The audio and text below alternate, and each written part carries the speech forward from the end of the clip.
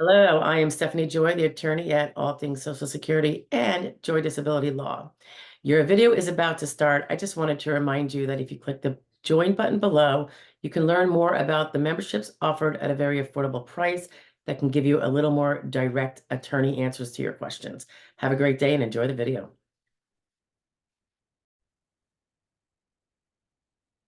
So someone was asking a question. I thought it was a good one. We'll do a little share on it. Whether they should kind of unsolicited fill out another function report if their case is taking a long time and there's been no resolution. So there's two ways to look at this, I think. If you're an initial and you did a function report already, and it's been going on like 6, 7, 8 months, and things have changed for you, it wouldn't hurt to do another function report. You can download it.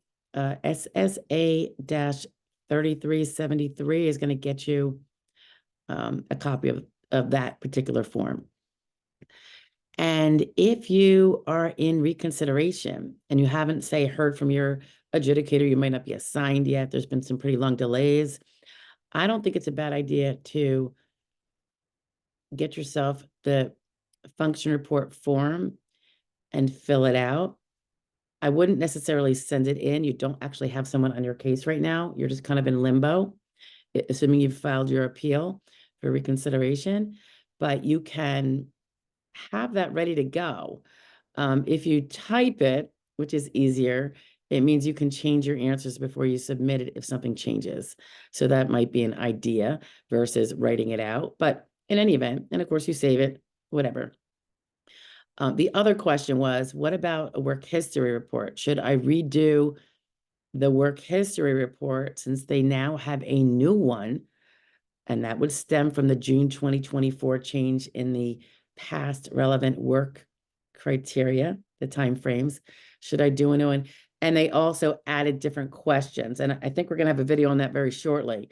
I did a part 1 to the new work history report that either came out recently or is about to come out. And it only covers the first page changes. And the other 2 pages, well, 2 pages per job, have a lot more questions than they used to have. It's actually probably better. But should you do a new one of those? Not necessarily, because oftentimes, depending on the claimant and the vocational profile, which includes the age, and rules with the grids and all that business, your past relevant work, even if it would find that you couldn't do it, is still not going to find you disabled because they're going to see if you can find other jobs. So sometimes they forego the past relevant work question and that analysis because they know you're still not disabled under the rules because of what they found on the other section of other jobs, regardless of the past relevant work. So they'll like make an assumption that, okay, even if they couldn't do past relevant work, could they still do something else? And if the answer is yes, then sometimes they expedite it in a way and don't review the past relevant work in terms of can you or can you not do it, because they're going to be able to, unfortunately, find you not disabled based on other work. So I wouldn't go through that effort at this point to do that. There would be some cases I would have that I would probably do that, but not just a blanket rule, you know. And I have a lot of under 50 people where that wouldn't be as relevant as over 50 people. So that's what I'll say about the work history report. If they do ask you for one, obviously you're going to do it again. But I haven't seen that happen yet. It could happen. I just don't know. But in terms of function report and the delays, they are asking for them after a long delay a lot of the time.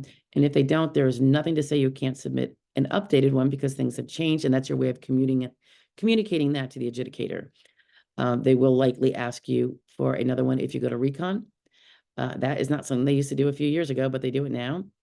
And, you know, so you can be prepared in advance. You can have those forms and roll with it. Okay.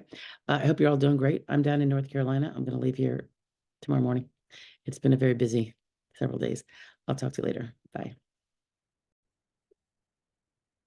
Hey, so if the subject matter of the video you just listened to is of interest and you want more on it, stay tuned. Here's another one about the same topic, but a little bit different. Bye now. Good morning. I just wanted to talk to you about the function report particularly when you're asked to do a second one, which I'd say in the last year has been a practice that at least the DDS medical workup offices of the cases I work on, which are in pretty much almost every state, but the ones I've dealt with have all been asking for a function report on reconsideration. Now, you did one on initial, and it's the same exact one that they are now asking for on reconsideration. Now, I'll say that they didn't used to do this. It used to just be on initial, and then it would just, continue on.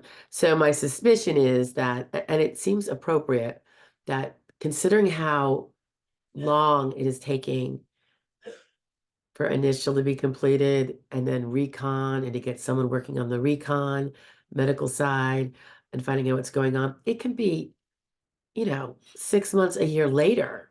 So the function report that you first did is now old news, and you could be a lot worse. And so I think it's a good thing they're doing it, given that there's a kind of a really slow pace at which they are going through these cases on initial and recon right now due to staff shortages and lack of funding from our perhaps our current government, but for hiring.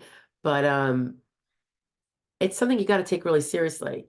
Now, as I speak to my clients on this, I generally want them to look at their prior function report that was submitted on initial and be specific about each and every line in there that they stated when they described something, including yes or no questions if something like there has changed. I mean, if it's something that you used to be able to do with no problem and now it's a problem, you definitely want to explain that.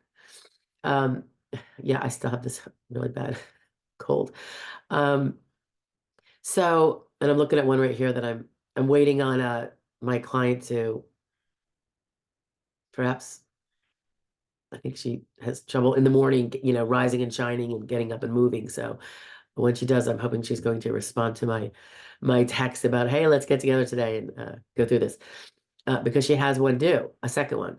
So it's so important that uh, do you submit the same one and say nothing's changed? I think it would be rare that nothing has changed. Even if question number 5, or no, let's say question number 6, what do you do all day? Our routines sometimes change. So you need to look and be specific. And remember, the goal of number 6 is to include those parts of your day that show how impaired and limited you are. So it's not so much just saying what you do and accomplish without detail.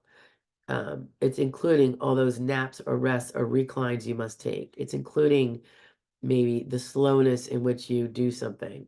Or if you do try to clean up your footprint as you move about the house, in other words, clean up after yourself, um, explain that might be really all the cleaning you do. Um, or whatever the case may be.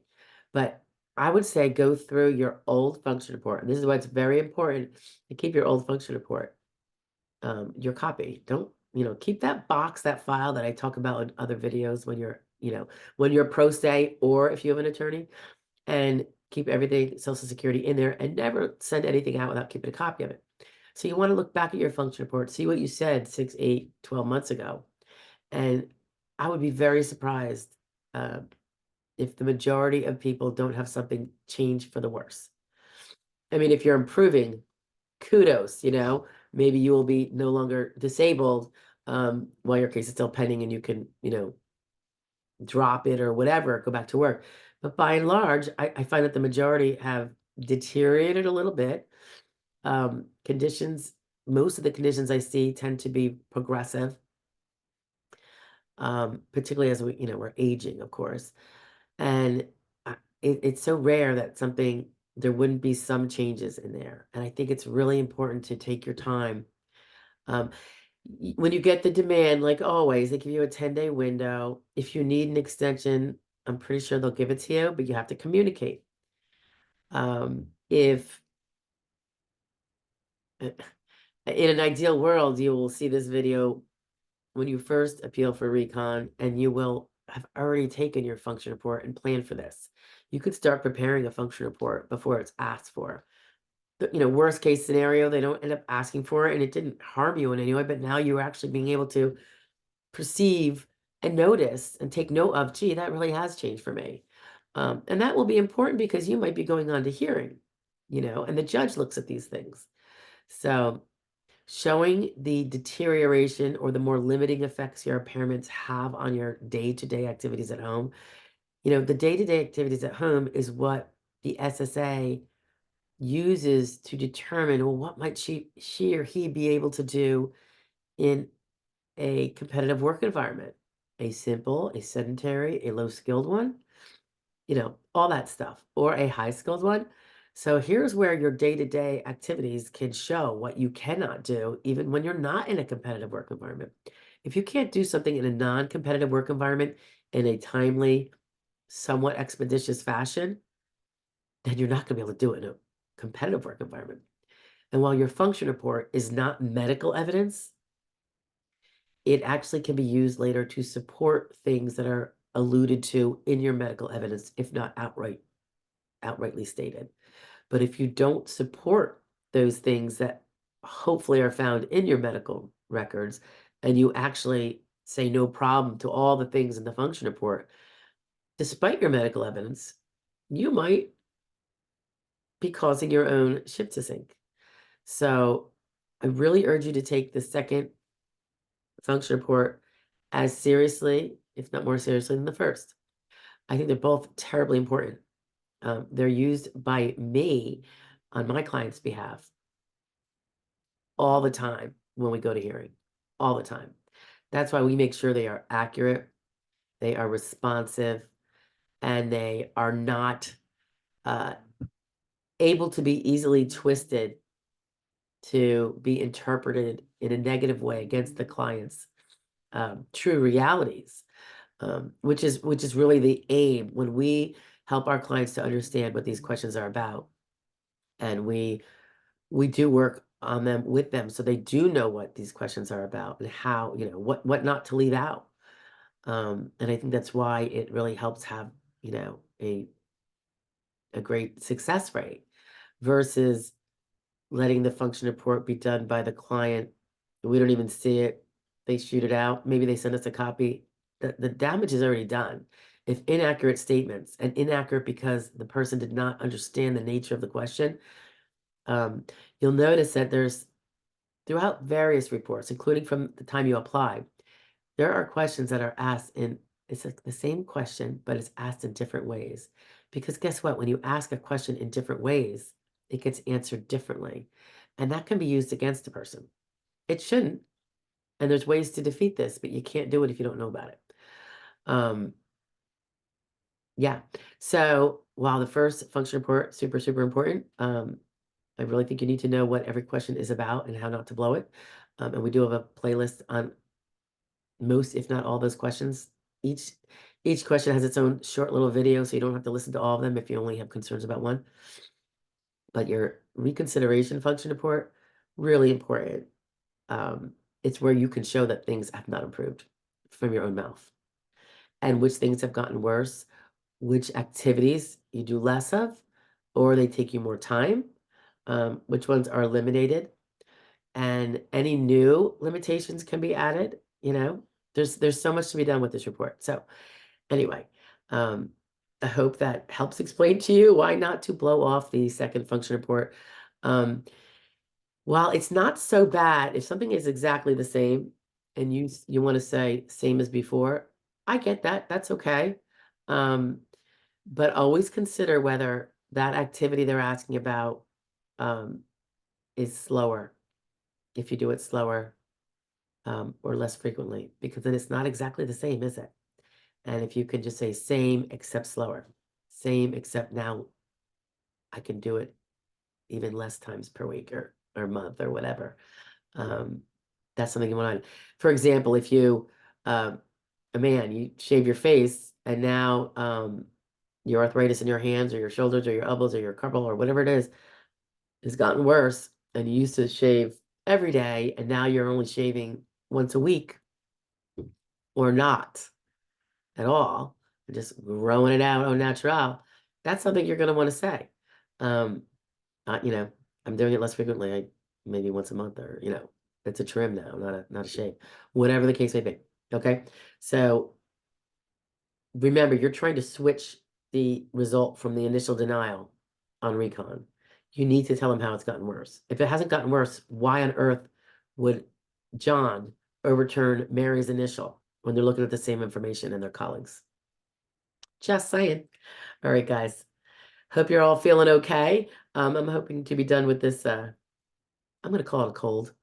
Only because my son started with it. I'm victim number 2, and then we have 3 and 4 in the house. But I think it's just a cold because he got tested for everything. I've been going to the doctors with him and then my daughter. So my time here has been limited, but tested for COVID, of course, flu, RSV, pertussis. Oh, chest X-ray he had too. That was the most recent. It turned out being mild bronchitis. So I think that's when a cold. And he's an asthma kid. He was kind of into here, maybe. And he's, you know, he's on antibiotics and all this other stuff because he had earache too, ear infection. But I don't know. It's just what goes around in the winter, right? It's the same old, same old. So we push through. I'll talk to you later. Bye, guys.